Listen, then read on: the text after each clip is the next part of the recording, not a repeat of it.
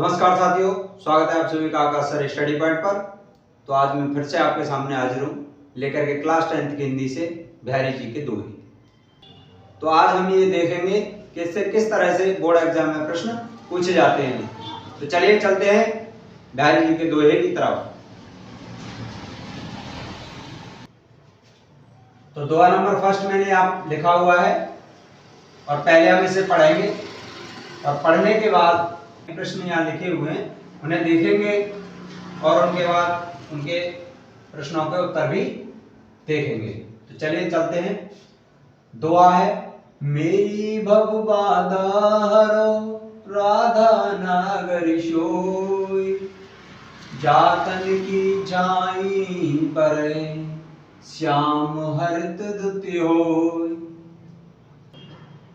तो इससे संबंधित जो प्रश्न बोर्ड एग्जाम में पूछे जाते हैं, तो पहला प्रश्न है प्रस्तुत पद्यांश का संदर्भ लिखिए। दूसरा है रेखांकित अंश की व्याख्या कीजिए। तीसरा है तीसरे का पहला, प्रस्तुत पद्यांश में बिहारी ने किसकी स्तुति की है। और तीसरे का दूसरा है तो प्रस्तुत दोहे में कौन सा अलंकार है। तो इस तरह से क्वेश्चन आते हैं।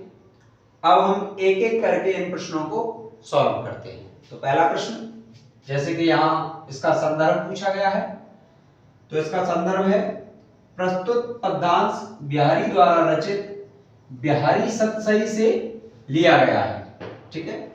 दूसरा प्रश्न है रेखांकित अंश की व्याख्या कीजिए। रेखांकित अंश मतलब जिस लाइन के नीचे अंडरलाइन है उसी की बात कर रहा है, केवल उसी की हमें व्याख्या लिखनी है।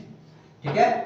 तो पहले इसकी व्याख्या समझते हैं कि मेरी भव बाधा हरो। बिहारी जी कह रहे हैं कि मेरी भव बाधा हरो राधा नागरी सोई, यानी कि राधा मतलब राधा जी, नागरी मतलब चतुर, सोई मतलब शब्द। तो हे चतुर राधा जी, मेरी सभी भव बाधाओं की मतलब जो संसार में आने वाली बाधाएं, सांसारिक जो कष्ट हैं, उन सबको हर लीजिए। जा तन की झाई पर है। जातन की मतलब जिस तन की झाई मतलब परछाई पड़ने से, पर श्याम हरित दुत होय। श्याम हरित दुत होय मतलब भगवान श्री कृष्ण हरे हो जाते हैं। हरे मतलब प्रसन्न हो जाते हैं। ठीक है। तो मैंने यहाँ पर इसकी व्याख्या लिखी हुई है।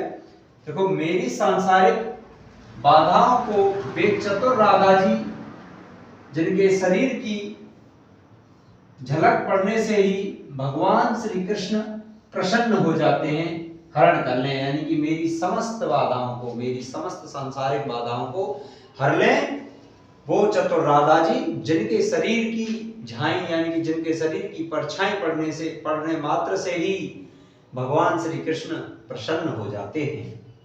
और तीसरे का पहला प्रश्न है तो प्रस्तुत पद्यांश में बिहारी जी ने किसकी स्तुति की है।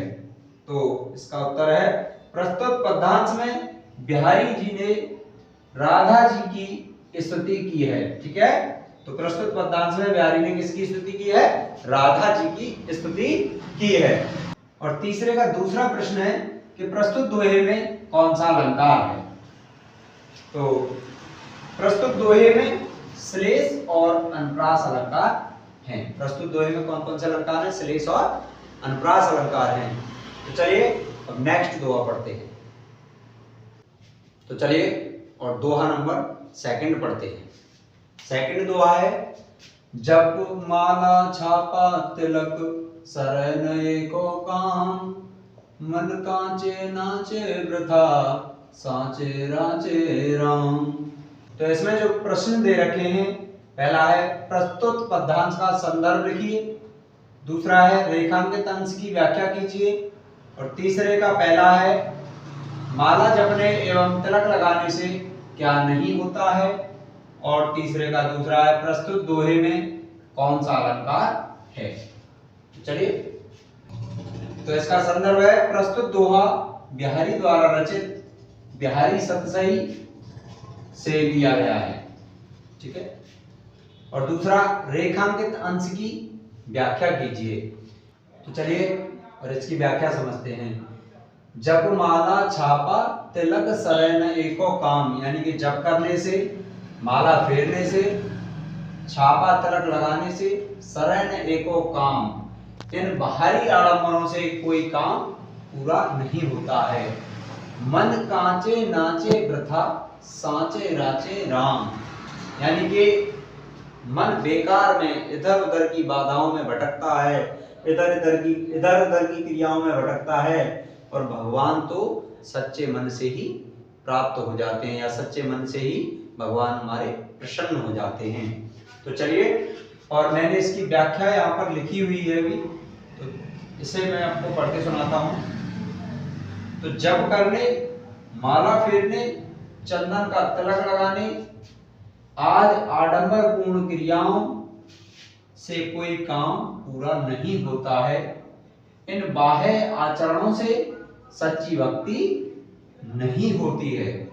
जिसका मन ईश्वर की भक्ति में नहीं लगता है, या तो ईश्वर की भक्ति से कतराता है, वह व्यर्थ ही इधर उधर की क्रियाओं में मारा मारा फिरता है। ईश्वर तो केवल सच्चे मन की भक्ति से प्रसन्न होता है। ठीक है।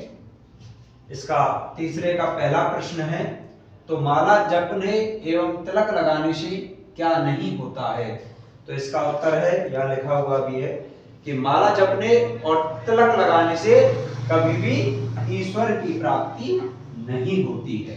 ठीक है। इसके दूसरे प्रश्न का उत्तर है, प्रश्न है कि इसमें कौन सा अलंकार है? तो इस दोहे में अनुप्रास अलंकार है। तो वीडियो को लाइक एंड शेयर करना ना भूलें। Thank you so much.